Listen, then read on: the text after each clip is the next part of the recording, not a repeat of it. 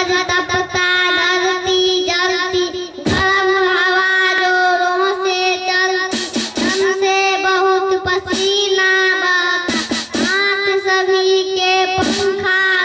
रहता। आरे बादल काले बादल, गर्मी दूर भगा रे बादल, झिम झिम बूंदे बरसा बादल, झम झम पानी बरसा बादल, ओ घनघोर घटाए छाए, तप तप तप तप बूंदे आए, बिजली चमक रही अब चमचम, लगा बरसने पानी झमझम, लेकर अपने साथ दिवाली, सर्दी आई बड़ी निराली, शाम सवेरे सर्दी आती, ऊनी कपड़े हैं पहनाती, सर्दी जाती गर्मी आती, रंग रंग के फूल खिलाती, रंग रंगीली होली आती, सबके मन उमंग भर जाती, रात और दिन हुए बराबर, सोते लोग निकल कर बाहर, सर्दी बिल्कुल नहीं सताती, सर्दी जाती गर्मी